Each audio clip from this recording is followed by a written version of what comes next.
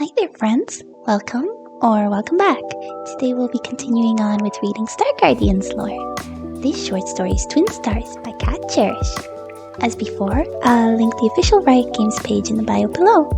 If you missed it, we covered the first couple of chapters in another video. I'll link that video below too, so make sure to check it out. Now sit back, relax, and enjoy. Chapter 5, Lovely Madness. Akali was running, aided in no small part by an older girl she didn't recognize right away. But then Akali remembered. She'd been one of those people fighting in the mall. Sarah, that's what one of them had said, right? And she had a gun. She had 2 guns. Without hesitation, Akali kicked her in the shin hard. What the heck? Sarah shouted, releasing Akali and taking a startled step back. What's the matter with you? But Akali was already outside. Had she hit her head? A concussion? That might explain why she'd seen a bunch of teenagers flinging light and bullets at each other like it was nothing. Aliens or a concussion, Akali decided, the only 2 options that made sense. Hey kid, wait! The alien concussion girl called Sarah was following her. Akali didn't know what this hallucination wanted, but she certainly wasn't about to find out. She sprinted, and why were there so many people? Far more than there'd been in the mall this close to closing.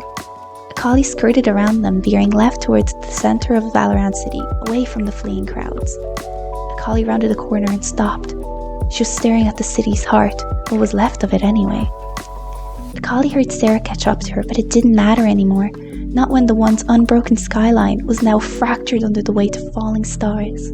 But they couldn't be stars. Some were made of darkest nights, others glowing embers. They zipped across the twilight sky, changing course midair to crash down without warning. Where they landed, corrosive purples, pinks, and blues blossomed. Buildings collapsed, only to be swallowed by fathomless black holes that winked like all-seeing eyes. Now Akali knew why there'd been so many people. They'd been running away, not just from the mall, but from this. It was terror, it was madness, it was... pretty, Akali whispered, unable to look away. Snap out of it! Sarah spun Akali away from the chaos. Akali leaped back. Don't touch me! Sarah raised her hands. Hey, I'm on your side. I'm a Star Guardian. We're the good guys. Akali laughed. Star Guardians? Do you hear yourself? She scoffed. Lady, last I checked, good guys don't destroy malls. Or cities. We didn't do this, kid. Akali, she corrected out of pure habit. Okay, Akali, Sarah spat. Back there, we were just doing our jobs, protecting people like you from your friends. Akali cut her off. The other girl, Zaya, she knew you, which means you're one of them. You don't know what you're talking about, Sarah glowered. And those 2 were... It doesn't matter who they were, they aren't like us. Zaya, she said you left them to die. I don't care who's on what side, but good people don't do that. Before Sarah could respond, a loud whoosh preceded an inferno of purple fire that funneled into a swirling mass that somewhere blocks away. That wasn't very far. Akali had been there barely 30 minutes ago, after all. The park, Akali whispered right as Sarah said Syndra? Akali didn't ask what a Syndra was. She was already running. Hey, Sarah shouted after her. You may be okay leaving your friends to die, Sarah, but I'm not. Chapter 6, What Was Lost. Akali's gonna get herself killed, Sarah thought about letting her go. It was a terrible thought, but her shin hurt, and Akali's words had stung. The girl was a brat, a liability, and she'd been right. I'm going to regret this, Sarah muttered, with no one but Baki and Bookie to hear her. They quipped sounds of encouragement as Sarah shot into the air after Akali. She couldn't have gone far. As Sarah scanned the city below her, her stomach dropped. This particular brand of destruction was worse than she'd remembered. Or maybe she'd simply tried to erase the memory of what exactly Zoe's magic was capable of. Don't remember. Sarah forced herself to ignore the memories, just as she ignored the screams from the city below. She had to focus on the mission. Akali, where the heck are you? Come on, someone shouted. Was it Akali? Sarah landed, tearing off down an alley, and there, thank the light, Akali was kneeling in front of a pile of rubble that had clearly broken off a nearby building. Come on, Akali repeated, hurling brick after brick off the mound. A Falling paddle stars zoomed overhead, illuminating the rubble. Something was under there, fabric covering what looked like a collie. Sarah took a step toward her. She could see a collie's hands, nails cracked and fingers bruised from desperation. Another star, but the light was too bright this time. This paddle star crashed nearby and a piece of wall was dislodged by the impact. A collie! Sarah wrapped an arm around a collie's waist and twisted, flinging her to one side. With her other hand, she aimed her pistol. Bang! The wall broke apart, landing in pieces where a collie had been moments before. No! A collie screamed as the debris further buried whoever she tried to save. Sarah launched them both into the air. They're gone, a collie. You don't know that, a collie sobbed. They might still be alive. I had to make the call. It was you or them, and it was too late for them. You don't know that, a collie whispered again and again, just as Sarah had to Ari on a lonely planet a lifetime ago. Chapter 7, Promises Like Fire. They had been a team then, stronger than they'd ever been. That must have delighted Zoe as she snuffed out each one like a candle. Rakan fell first, as if Zoe knew how much it would shatter Zaya. Nika was next, one spell to the chest. That was all it took, and Zaya... Put me down, a collie rasped. Put me down now. If you kick me again, I will drop you. I said put me down. Absolutely not. Sarah had to get a collie somewhere safe, had to find Sindra, had to help her friend. Sarah almost did drop her. What did you say? My friend, she's out there, a collie pleaded. We argued in the park and the explosion came from there and... Sarah landed, placing a collie gently on the ground in front of an arcade. Its lights flickered on and off, but the structure seemed sound. That's what this is about? You kicked me, made me chase you around the city so you could find your friend? A collie nodded. Look, Kip, a collie, I can't stop all this if I'm babysitting you. A collie opened her mouth to argue, but Sarah cut her off. Even if you found your friend, do you really think you could save her? A collie looked away. Sarah sighed. Don't do it, Fortune, you don't have time. Look, if I find your friend, Sarah began. Kaisa, her name's Kaisa. The hope in a collie's voice made Sarah's throat burn. Fortune, you big soft idiot. If I find Kaisa, I'll make sure she finds you. Promise? Sarah held a collie's foolish hope in her heart like a counterweight. I promise, she said. Sarah worried it was a promise she couldn't keep. Chapter 8, A Ringing Voice. Sarah was flying faster than she'd ever flown, heading toward the park. No more babysitting. She was a Star Guardian lieutenant once again. As she soared between the last of the skyscrapers, she saw a grassy field leading up to the edge of Valoran Park. There, two figures stood at the base of the wishing tree. What took you so long? Zaya crooned. Sarah plummeted, Zaya's quills passing harmlessly above her. Where are the others? Sarah pulled up from her dive and hovered in midair, looking back to the buildings she'd passed, dread bubbling up once more. Lux, Ezreal, her friends, her team. What if Zaya leaped, her body a missile heading straight for Sarah? There was no time to dodge. Sarah braced for impact, but it never came. Instead, gale force winds blasted from between the buildings, knocking Zaya out of the air and into Rakan. Yana and Soraka ran into the grass a minute later. That was very good, Soraka said fondly to Yana. Poppy and Lulu rode on the older girl's shoulders, and Sarah didn't know if she should laugh or cry with relief. They were okay. Sarah landed just as Lulu glared from behind Soraka's waves of green hair. Didn't anyone ever tell you it's rude to chase people? Lulu demanded. Didn't anyone ever tell you it's rude not to just let us kill you? Rakan countered, as Zaya rolled off him. Oh, shut up, Jinx said, as she shoved past the sprinting Lux and Ezreal. She fell to one knee, aiming her rocket with unusually careful precision. Boom. Jinx's whoop of satisfaction was followed by Rakan's cry of pain. The rocket had clipped his wing.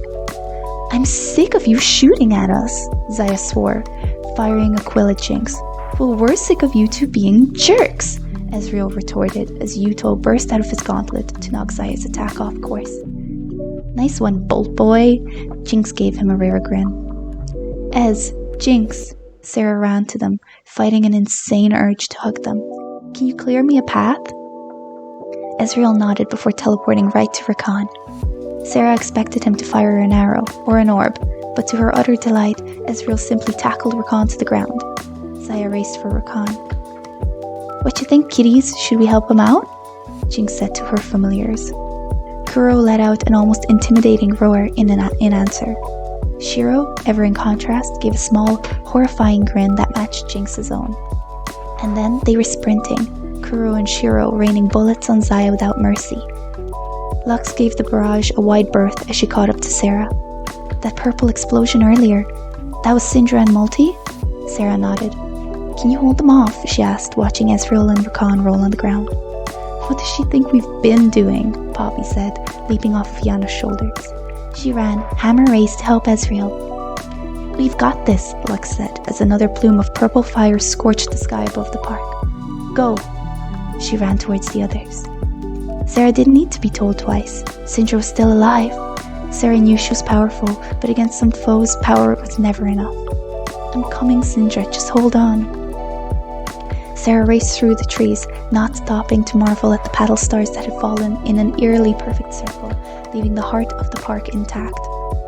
As she passed through the circle, she saw a tall girl with midnight hair. "Syndra!" Sarah cried, though her relief was fleeting. In front of Syndra sat a little girl on the swings, but this was no child. The swirling eddies of her purple hair were streaked with blue and adorned with shimmering stars. The girl looked at Sarah and smiled. Laughter on a lonely planet, friends screaming, falling around her, the taste of chaos and magic scorching her tongue, cold, fathomless eyes, a grin that promised nothing and everything. Zoe. "You shouldn't be here," Syndra muttered, not daring to turn her back on the twilight star. Fear made every step an effort as Sarah moved next to Syndra. Sarah could see her own terror-stricken face mirrored in the gem atop Zoe's brow. Still, she chanced to glance around the park. No sign of Kaisa. Thank the light for small miracles. "I came for you," Sarah said. It was clear Syndra and Zoe had been fighting, but Syndra seemed unharmed. Just how strong was she? "You need to worry about yourself," Syndra advised, just as another voice rang across the park. Zaya had caught up to them. "Worrying about herself is the only thing Sarah's good at," Zaya spat, much to Zoe's delight. "Zaya, Sarah, I missed you too," Zoe said. "Can't say the same," Sarah replied. "But we had so much fun last time," Zoe whined. "Right, Zaya?" "I don't know if I'd call dying fun," she admitted. "It was fun for me, and I bet it was fun for Sarah. She probably couldn't wait to get away from you." Sarah balled her hands into fists. "I know what you're doing, Zoe." "I'm telling the truth," she crooned. "I mean, why else would you leave? Rakan was gone. Nico was dead." "What about Zaya?" Zoe asked innocently. Sarah said nothing. "Answer me." Zoe's shout was so sudden that Sarah didn't have time to react as she opened the black hole between them. A paddle star shot from the void, arcing around to slam into Sarah's back, searing the exposed skin between her shoulder blades. Sarah fell to her knees, doubled over in agony. She pressed her forehead on the cool earth, trying to calm herself against the heat and pain, but a foot pressed on her shoulder, holding her down. "Zaya." "I didn't know," Sarah said through gritted teeth. Zoe cackled as Syndra fired off 3 orbs of dark magic. "See, Zaya? Sarah's got new friends now," Zoe teased. She then yawned, summoning portals of pitch to swallow Syndra's attack. "It's probably because Syndra's stronger than you, Zaya." The pressure vanished from Sarah's shoulder as she raised her head to see Zaya turn on Syndra. Her feathers soared, and Syndra sprinted out of the way. Now, at a safe distance, Syndra called upon Multi. Her familiar rose to orbit around her like small giddy moons. Mouths opened wide, Multi swallowed the feathers whole. "Whoa, that was almost as impressive as me!" Rakan whistled, finally catching up to Zaya. He turned to Sarah. "What's not impressive is how obnoxious your friends are. They keep following me." "Syndra, Sarah." Lux was first to arrive, but Sarah heard the others not far behind. "See what I mean?" Rakan said before the whiz of his feathers clashed with the sound of Lux's magic. But Sarah didn't watch them, not as Zaya walked back to her, kneeling down where Sarah struggled to rise. Zoe could hardly contain her glee, a dark aura beginning to pulse around her. Just like before.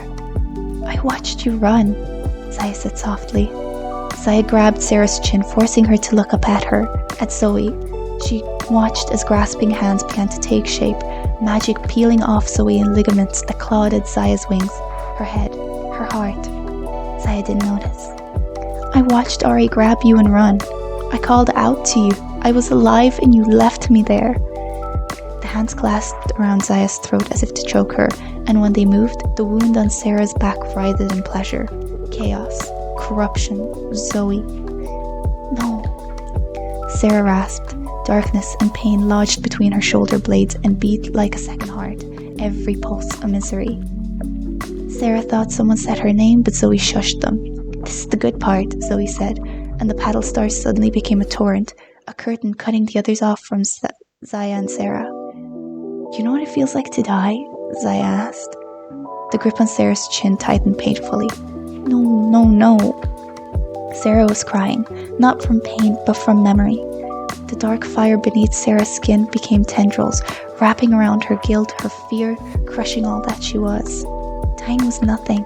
Zaya's voice was quiet, yet somehow louder than the falling paddle stars. Nothing compared to watching Rakan die. Green eyes filled with tears, he wasn't breathing, she wasn't moving. The tendrils thrummed, gorging on her grief, and Sarah wanted to scream. Fuchsia feathers fell into puddles of black. I didn't know. Sarah's mantra was a discordant harmony with the pain in her back and the voice in her head screaming, "It's all your fault. It's all your fault." Someone grabbed Sarah around the waist, pulling, pleading. Someone was shouting. Someone apart from the screaming memories. "Don't give up," a voice so at odds with the chorus in her head rang out. "Who are you?" Zoe demanded, and for a brief moment the stars ceased falling. Rakan ran at Sarah, but stopped, his eyes shifting to the sky above them. A fresh host of paddle stars waited there, but they did not fall. They were suspended, trembling in midair, as if held by tenuous hands ready to snap. Rakan looked from Zaya to Sarah, some more inside him raging that Sarah didn't understand. One side must have went out as he pivoted to Zaya, pulling her out of Zoe's line of sight and away from the petrified stars above. "Don't give up," the voice said again. But Sarah was giving up. It was her fault. The darkness in her heart knew it was time to let go, but that voice... With effort, Sarah managed to turn to see a young girl. The girl was covered in dirt and dried blood, but it did nothing to dim the fire burning in her eyes. Sarah knew, as sure as she knew her own name, it was Kaisa. "Shut up!" Zoe yelled, hopping off the swings. Sarah watched Rakan pull Zaya further back. "Why aren't you shutting up? You have to listen to me." Kaisa did no such thing, her eyes fixed on Sarah's. "Your friends are behind you, so don't you dare give up." Sarah's heart swelled, and she swore the tendrils in her back recoiled. "Stop ignoring me," Zoe seethed. Sarah was struck by the raw determination in Kaisa's voice. It reminded her of Akali, that foolish hope. But was it foolish? It seemed so strong to her now. That unbreakable bond was only possible when your friends are behind you. And they were. Sarah's friends had come for her. The tendrils thrashed. "Shut up, shut up, shut up!" Zoe screamed, stomping the ground with a rage that shook the earth. Her footfalls gave way to pools of pink and purple slime, oozing from newly formed fissures to the ground. Zoe could have blasted Kaisa with a thought, but Sarah realized Kaisa had played the only card in her hand. She'd made Zoe lose her temper. "You're not alone," Kaisa said, her eyes glowing like twin stars. Sarah turned again to where Zaya and Rakan struggled to avoid the fissures and slime. They at least weren't a threat at the moment, but Sarah knew it wouldn't last. She saw Lux and the others, all their attention fixed on Zoe. They were ready to attack but hesitating. Sarah understood. Zoe, distracted by her own fury, seemed oblivious to everyone, even Kaisa. An attack could very well provoke Zoe into action, and Lux knew, as Sarah knew, they might not get to Kaisa in time. So they waited, poised on a knife edge. Sindra stood slightly off to the side, but there was a small smile playing about her lips. Sarah turned to Kaisa. "You see," Kaisa said, "you're not alone. You hear me? You're not alone." And as if Kaisa summoned them, 2 stars illuminated the park from high above. These were no paddle stars. They hurtled past Zoe's suspended stars, crashing beside where Sarah knelt and Zoe raged. "Well," a voice said from the smoldering crater. It was a voice they all recognized. "You heard her." "Ari!" Lux sounded as relieved as Sarah felt. "Listen to the little yelling girl, Sarah." Another oh so familiar voice. It wasn't possible. What did it matter? Nico was smiling at her, offering a hand. You're not alone, Nico said, and Zoe lost control. I really enjoyed this story. It's so fun that so many of the Star Guardians appeared in it. Maybe we could cover some of the Star Guardian comics soon? I really like playing Senna in League of Legends, so I can't wait for her Star Guardian skin. So I really like looking at their StarCrossed comic. Let me know if that's something you guys would be interested in. I love that Riot have these short stories that expand the League of Legends universe. I'm still really new with YouTube, so please be patient while I get over the learning curve. If you have any requests or even suggestions, make sure to drop them in the comments and I'll be sure to check them out. Alright, that's all from me. Bye bye, friends.